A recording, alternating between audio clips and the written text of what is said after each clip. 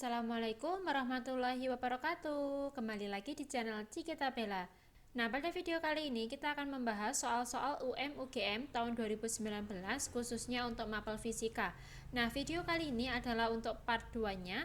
Part 1-nya teman-teman bisa klik link yang ada di deskripsi ya. Nah, sebelum kita simak soal-soalnya, jangan lupa teman-teman untuk klik tombol subscribe, tekan tombol loncengnya.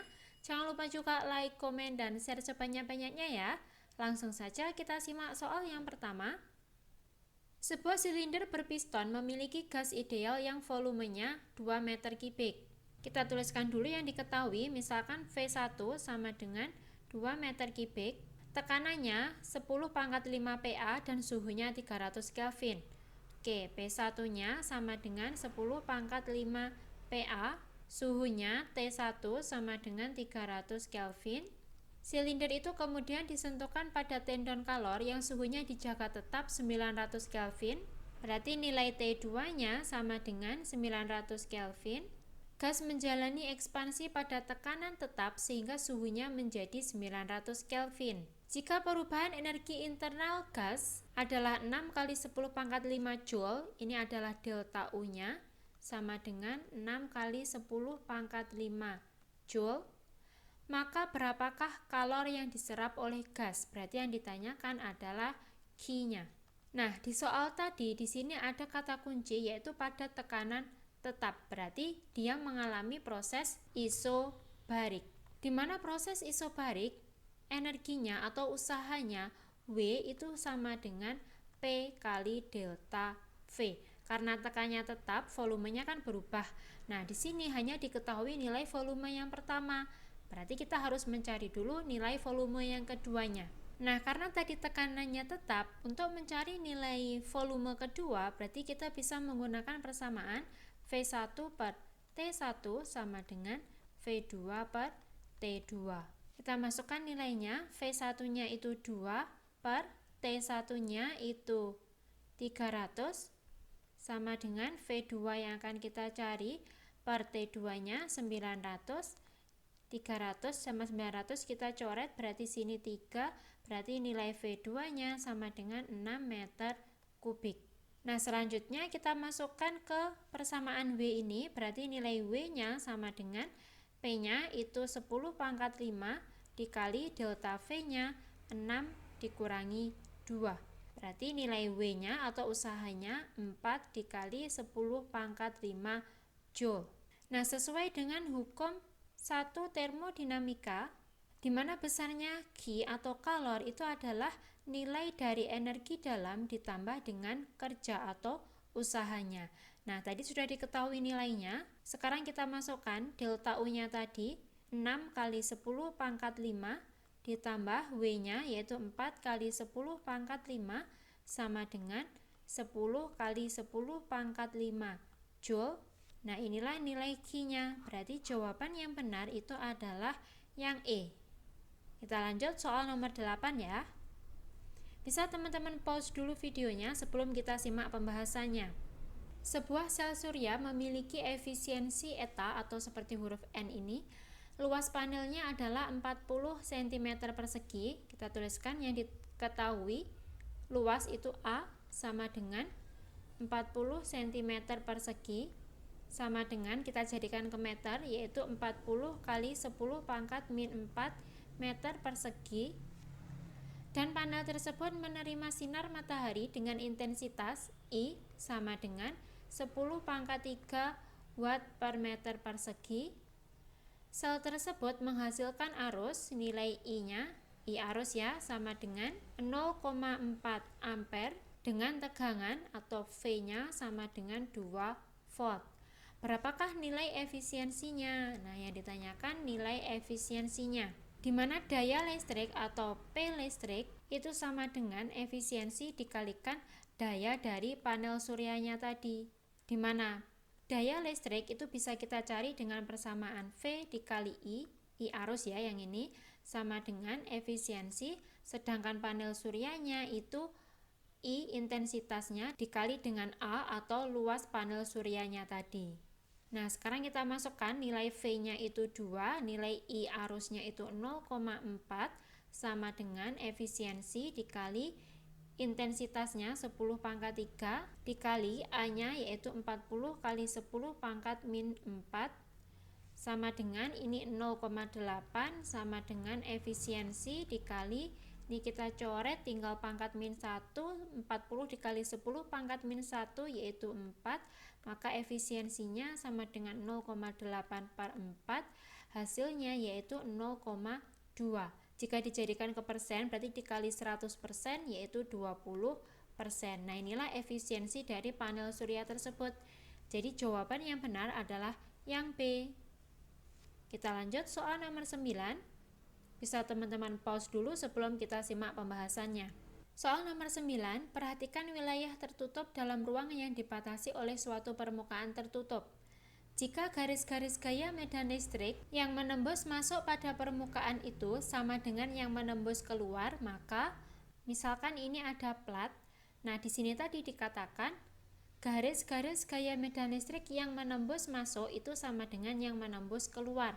Misalkan kalau yang menembus masuk itu yang ini.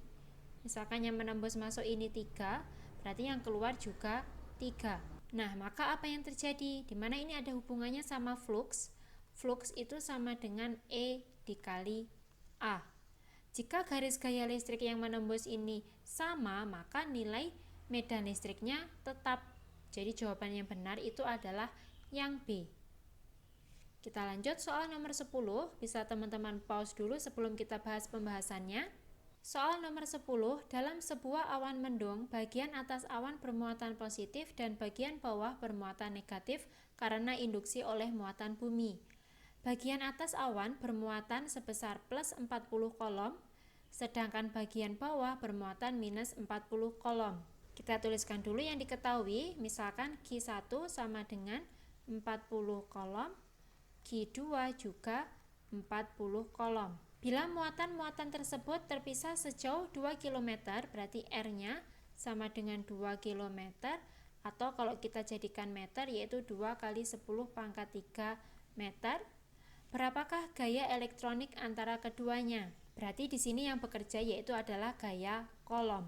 Di mana besar gaya kolom? F itu sama dengan K kali Q1 kali Q2 per R kuadrat.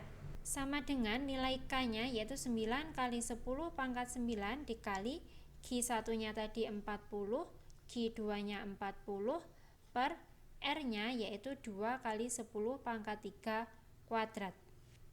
Sama dengan 9 kali 10 pangkat 9 dikali 40 dikali 40 per 4 kali 10 pangkat 6.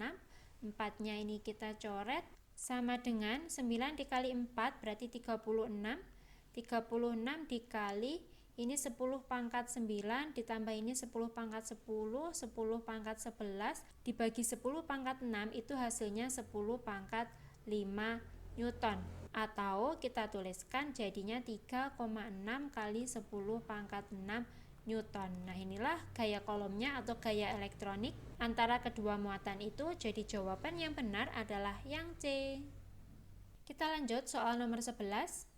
Untuk nomor 11, dua buah bola masing-masing bermassa 1 gram diberi muatan yang sama besar. Kita tuliskan dulu yang diketahui. M1 sama dengan M2 sama dengan 1 gram, atau kita jadikan kilo yaitu 10 pangkat min 3 kilogram. Dipisahkan lalu diletakkan sejauh 3 cm satu dengan yang lain. Tadi muatannya sama, berarti nilai Q1 sama dengan Q2 sama dengan Q. Lalu diletakkan sejauh 3 cm satu dengan yang lain, berarti nilai R-nya jaraknya 3 cm. Kita jadikan ke meter, 3 kali 10 pangkat min 2 meter. Ketika dilepaskan, masing-masing bola mengalami percepatan sebesar 144 meter per sekon kuadrat. Berarti nilai A-nya yaitu 144 meter per sekon kuadrat. Berapakah besar muatan yang diberikan pada masing-masing bola? Berarti yang dicari nilai Q-nya. Berarti menurut soal ini, bola tersebut mengalami dua gaya, yaitu gaya kolom dan juga gaya translasi, di mana nilai dari kedua gaya tersebut adalah sama. Misalkan nilai dari gaya kolom atau FC sama dengan gaya translasi. Nah, gaya kolom itu persamaannya F kali. Nah, gaya kolom itu persamaannya K kali Q 1 kali Q 2 per R kuadrat sama dengan gaya translasi itu M kali A. Nah, karena nilai Q1 sama dengan Q2, berarti ini kan bisa kita tuliskan Q kuadrat. Nah, Q-nya yang akan kita cari. Berarti ini kita jadikan Q kuadrat sama dengan R kuadrat kali M kali A per K.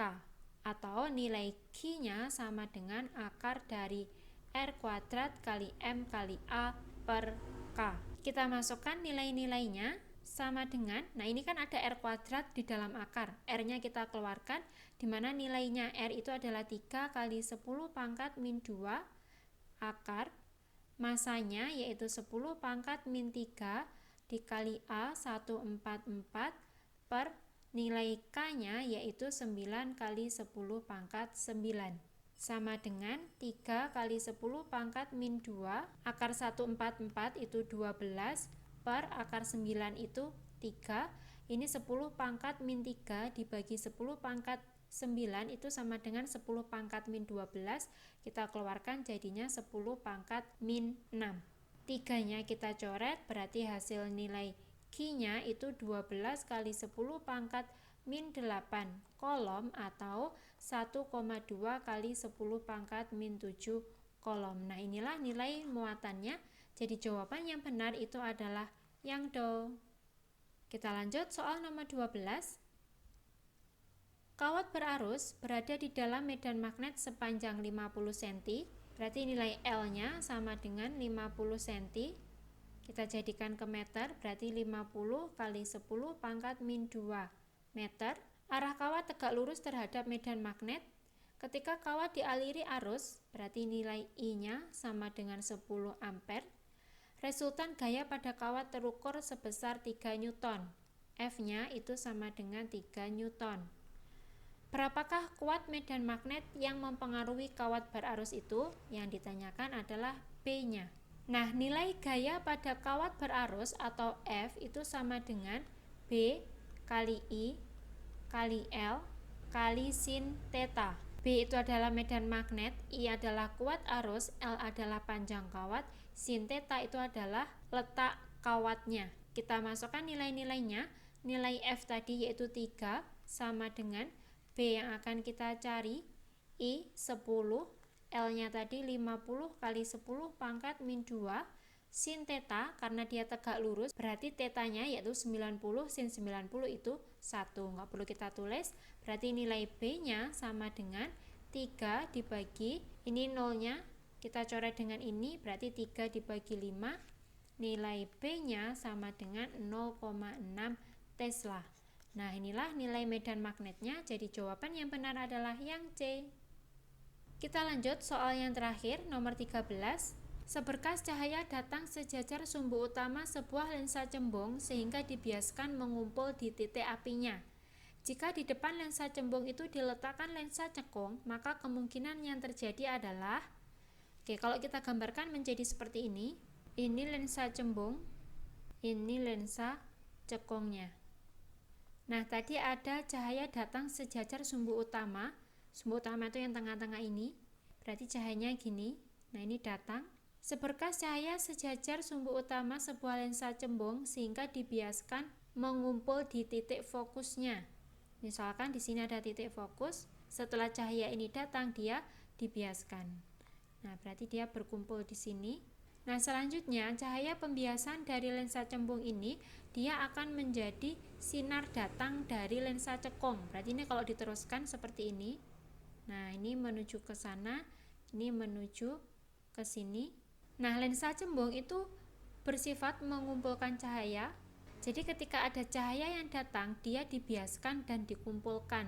Selanjutnya, sinar bias dari lensa cembung ini akan menjadi sinar datang dari lensa cekung, di mana lensa cekung itu bersifat menyebarkan cahaya. Sehingga ketika di sini ada sinar datang dari fokus, dia akan disebarkan. Nah, jadinya kurang lebih seperti ini. Oke, pertanyaannya tadi, jika di depan lensa cembung itu diletakkan lensa cekung, maka kemungkinan yang akan terjadi adalah Apakah yang A, berkas dibiaskan dan mengumpul di titik yang lebih jauh? Tidak ya, karena lensa cekung tadi kan menyebarkan, berarti bukan mengumpulkan. Berarti yang jawaban A, B, C ini salah karena dia mengumpulkan. Kita cek yang D, berkas dibiaskan menyebar seolah-olah berasal dari titik api lensa cembung. Oke, kita simpan dulu. Untuk yang E, berkas dibiaskan menyebar seolah-olah berasal dari titik api lensa cekung. Nah, yang benar itu adalah yang E, karena di sini tadi titik fokusnya ini dianggap sebagai titik fokus atau titik api dari lensa cekung. Gitu ya, berarti jawaban nomor 13 adalah yang E. Nah, demikianlah pembahasan soal-soal UM-UGM tahun 2019 part 2-nya. Semoga video ini bermanfaat, dapat membantu teman-teman untuk belajar. Wassalamualaikum warahmatullahi wabarakatuh.